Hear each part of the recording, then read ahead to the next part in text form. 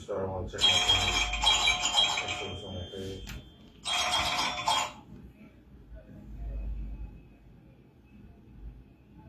They're saying it's live?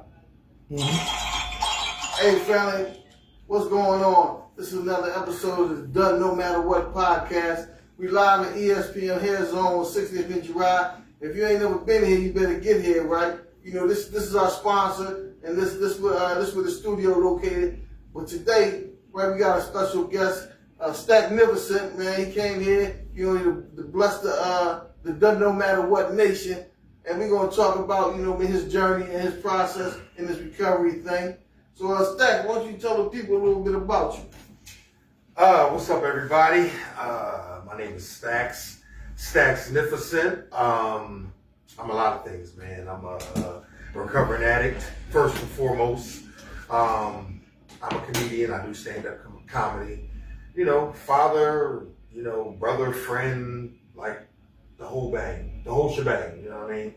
So I want to thank you for inviting me here, man. It's a nice space. It's good to be here. Absolutely. I appreciate you coming through, man, to bless us, man. So, Stax, how long have you been in the recovery process? So, let me see. I think today we have, like when you got the amount of time that I got, we still count the days, too, right? Absolutely. So I got 6 years, 5 months, 20 days. Man, congratulations, man. Congratulations, man. Thank you for staying, man. Thank you for staying, man. Because, you know, when you stay, man, you inspire me and other people, man, you know, that just come through, right? And we don't really know what to expect when we get here, right? Right. But when it's relatable people in the process, right, then we feel like we can relate. That's right? that's what the whole thing is about. Identification. Right. You know what I mean? This is the original. You ask me, you know, they get a lot of fame and props for that whole Me Too movement. This is the original Me Too movement. Okay. Because you get in there and you don't feel like you belong, you don't think you belong, and then you hear somebody say, damn. And then you hear their story and you're like, damn, that's the same shit I did. That's the same way I felt. It's identification. Absolutely. You know what I mean? So we talked a little about, you know, so let's get into sponsorship because so you told me that, you know, one of the guys that wanted me to sponsor, right? So, you know, people can ask you to sponsor them, but they ain't willing to do what it takes, right, to be sponsored, right? And so I remember you saying, like, you know, the guy that I was asking me to sponsor him came to you and asked you, right? Yeah. And so tell me a little bit about that. Yeah, well, it was this guy, man, and, you know, I celebrated my 6-year anniversary. My clean date is October 29th, 2018. So sometime in November, I celebrated my 6 years. Okay. You know, and he was there. And like he, you know, asked for my number. I gave it to him or whatever, which is not something that I usually like to do, but I do it anyway. Gave him my number. We talked a little bit, and then he said, "Stax, I want you to sponsor me." However, I knew that he was your sponsee, Right. and I was like, "Well, what about Jay?" He was like, "Oh man, he don't answer the phone. He don't do this and he don't do that." I said, "Look, man, listen. I just met Jay. I ain't got nothing to say like negative. He seemed like a cool dude. That's your issue. I'm not stepping on no toes in this process. Right. You know what I'm saying? You have a choice to do whatever you want to do. But listen, resolve what you got to resolve with Jay. And then come to me maybe another time. If I'm ready, maybe I'll do it. I'll talk to Jay first. I'm not like the step on the toes type dude. You know what I mean? So we got a pamphlet that we go by, right? It'll tell you how sponsorship works. Right. Right. So this particular individual, right, want me to, you know, chauffeur him to the supermarket. You know what I mean? So, you know, we're not chauffeurs. We ain't bankers, right? We don't lend money. No. You know what I mean?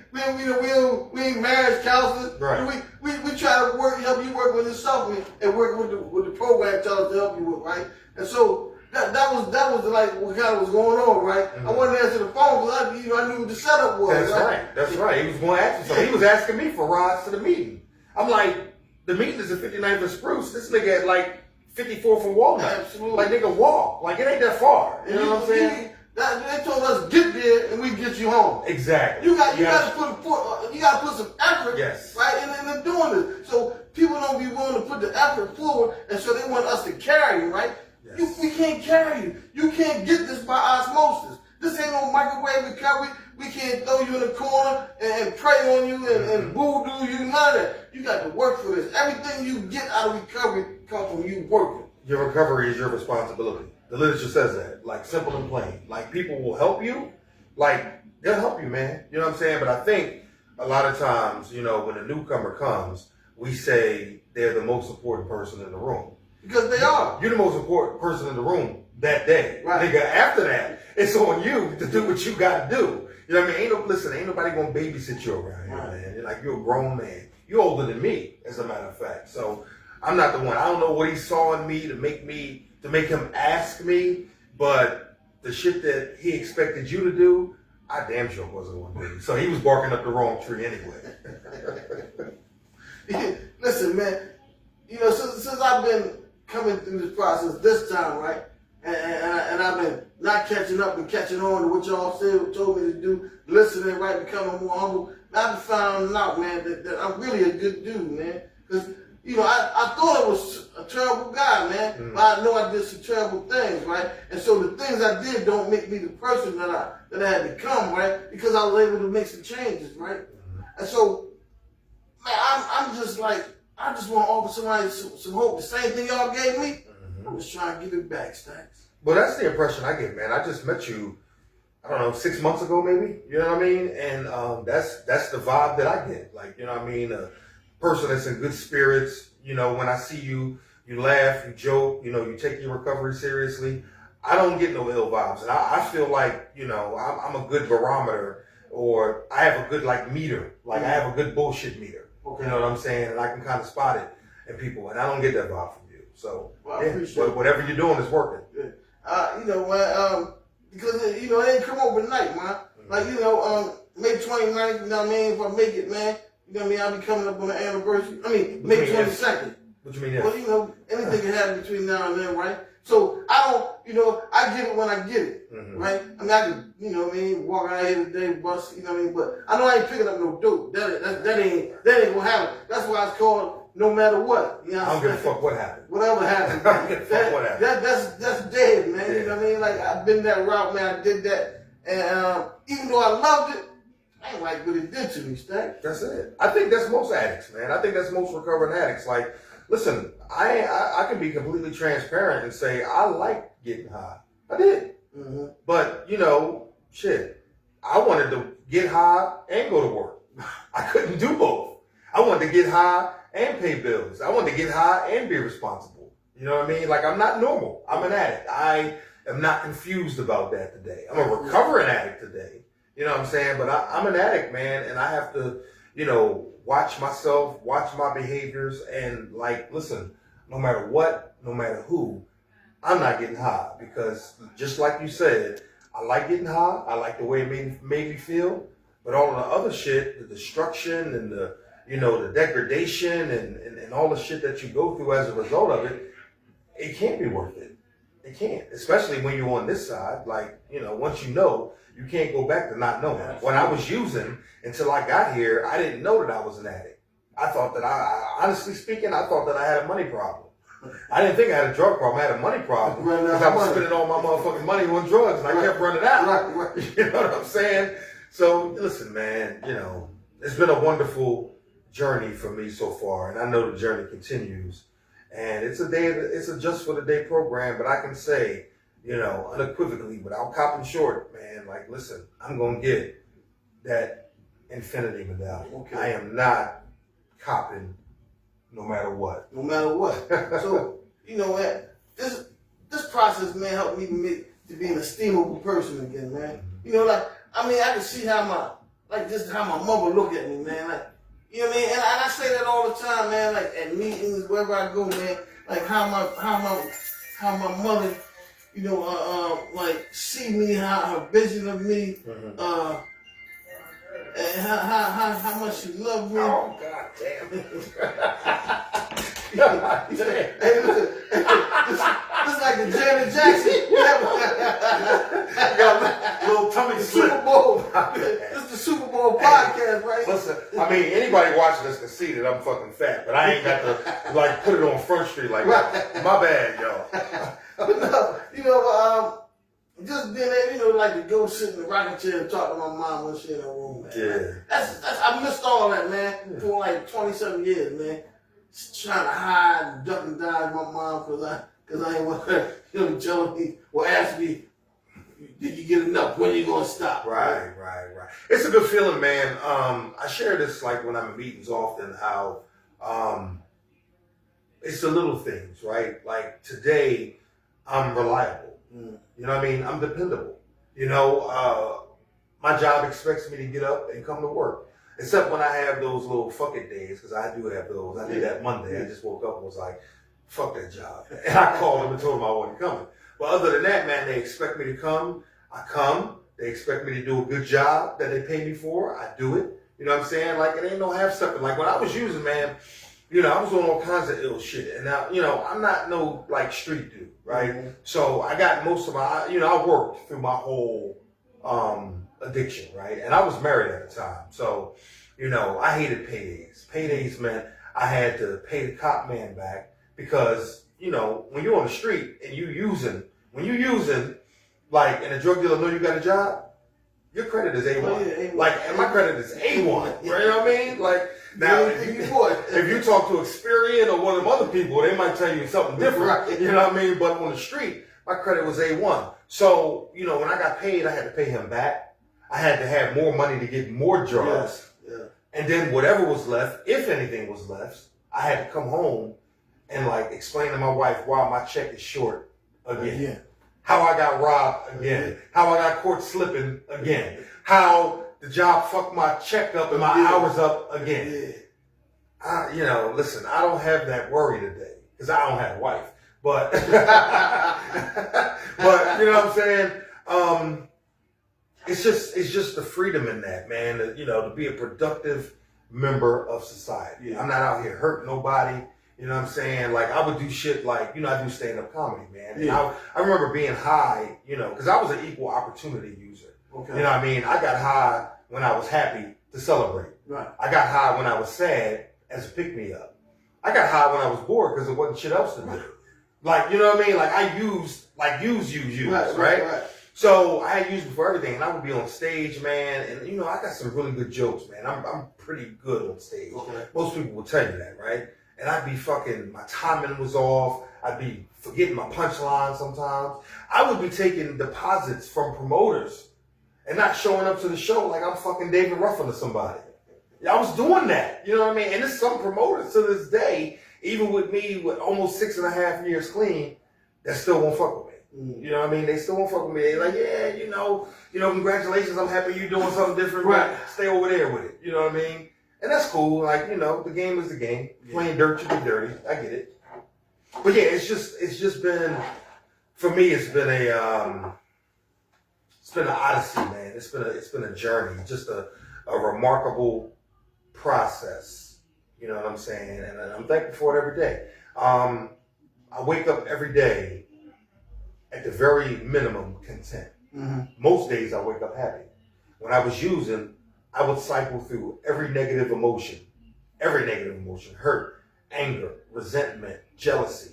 I would cycle through every one of those emotions till I got to merely being content. And most of the time, I never made it to happy. So to just wake up in the morning now and not be obsessed and compulsed with getting more drugs. Mm-hmm. The only obsession I wake up with is to get some coffee before I change my mind and go the fuck back to sleep. Because I wake up early for work. But, freedom, man. Yeah. Freedom. It's good to be here. Well, listen, my biggest thing, man, was anger, man. I was so angry, man. I mean, like, just angry. The world, people. I mean, I just came outside angry, man. Mm-hmm. And who I was going to tell, what I was going to tell, I knew I was going to tell something more. And then, somebody told me, man, like, Jay, man, you hold people at such a, like, you hold them so high, man, like, you don't give them no grace, man. Mm-hmm. And so when I start putting people up here, right, and start having unrealistic expectations of what other people were supposed to do, like, like I knew, like, when the boy gave me the pack, I intended, right, to pay him that much. When I got it, like, I had every inch, I'm gonna run that back. Right. But what happened, right? Monkey can't sell bananas, right? Goddamn right. But when I gave you a pack, better run that back. I'm gonna run you down. Right. So, you know, that's the street life I never did. Thank God. I remember I was younger. Me and my mom talk about this now. I was younger. There was a neighborhood, dude that was like, he had to work or whatever. And I asked him. I think this was back in like early 90s. I'm 48, so this was like 1990, 91, something like that. And back then, I don't know what they get now, but back then they was getting like $30 off of a 100 pack. Okay. And it just, I just had to. I didn't know nothing about the hustle game. I just knew I wanted that $30. You know what I mean? Because we was broke. You know what I mean? Right. And he was like, "Nah, man. Listen, you the sports nigga. Mm-hmm. You the funny nigga. This ain't you." Right. And he turned me down, and I never went that route. That's because, it's something when somebody sees something in you, right? Yeah. You know what I mean? And I had a lot of old heads like that. No, man, you know what I mean? But it got to a point where, I found my way, right? And when I found my way, it was over, man. Man, my life was like, it went downhill from there. Like, I mean, talking about no matter what I hustled, I tried it. I was my best customer. I switched everything. I tried to sell it all. And everything I sold, I was my best customer. So, like, to be on this side, man, it's like, what a relief. Yeah. Right? It is, man. It is. Like, think about it. If I was still using, I'd probably be high, nodded out somewhere, or trying to figure out who I could borrow from. You know what I mean? Who, if I had some shows coming up, who could I get a couple dollars out of the promoter? You know what I mean? Before payday. Before it's time for the show. Just like constantly scamming and scheming and working and thinking just to be a fucking slave to getting high. Like always racing. That's always. Always think about. Now I be chilling. You can have a handful. All you think about is running out. Yeah. Scared what to death. What do I do? Scared This all to go? death to run out. So scared to death. Listen, man. This is No Matter What podcast, man. What does No Matter What mean to you? That no matter what means to me, man. In our fellowship, they talk about. At the end of one of the readings, it says the ends are always the same: jails, institutions, and death. And they don't have to come necessarily in that order. You know what I'm saying? So to me, I'm not confused anymore about anything. Like I would date women, right? That drunk or whatever they did, right? That's their thing. I'm like, listen, do whatever you got to do to get loose, because we got something to talk about when you ready. Right. You know what I mean? And they would say, well, can't you just have one drink? Well, you've been there like 6 years, And I tell them, I'm like, listen, I'm not like you. Mm-hmm. I'm an addict, right? So if I have a beer is going to turn into a 6-pack. A 6-pack is going to turn into mixed drinks. The mixed drinks is going to turn into shots. And then by the end of the night, I'm going to be looking for my drug of choice. And then when that night is over, when I wake up in the morning, ain't shit going to be on my mind except doing it all over again. And that's every day for somebody like me. So I got to stay away from the first one. So listen, girl leave, I'm not using. Lose the job, I'm not losing.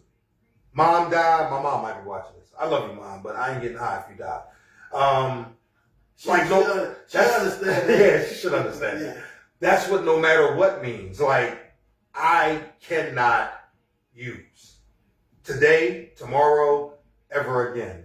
And it doesn't matter, man. Like life is gonna, if I get high, whatever I'm trying to avoid feeling is gonna be still right the fuck there when I'm not high. Intensified. Yeah, like it's not worth it. Me get high, call Lens Crafters, because I can't see that. Somebody told me, man, it's not the caboose that gets you, it's the engine. That's right. Stay away from that first one. Engine knock you straight out. Straight out. Yep, you're right about that, man. It's listen, I'm not a scary dude. You know what I mean? I grew up in West Philly. West Philly, born and raised like the Fresh Prince. Like you. You know what I mean? I'm from West Philly. I've jostled in some hostile environments. You know what I mean?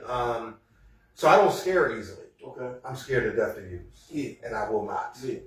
I will not. So I saw something today when I was getting on the L, right? It says, it just takes something small to be something big, right? Mm-hmm.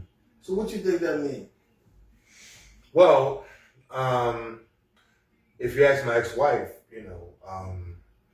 we had a couple kids behind that concept, but anyway. He didn't catch that. He didn't get that. It was a little late. A little late. I ain't delivering right. That's on me. I ain't delivering right. Listen. Maybe we're still waiting on the promoter for that. That's probably why he don't book me. He do shit like that. No, what that means to me is, like, say for instance, the meetings that we go to, right? Listen, sometimes all you have to do is hear something. Mm-hmm. Give you a little background. Like, so my clean date is October 29th, 2018. I was introduced to the program 2 years earlier, but I had a plan. See, I always been intellectual. Right. I always had bright ideas. See, because I had a money problem. I didn't have a drug problem.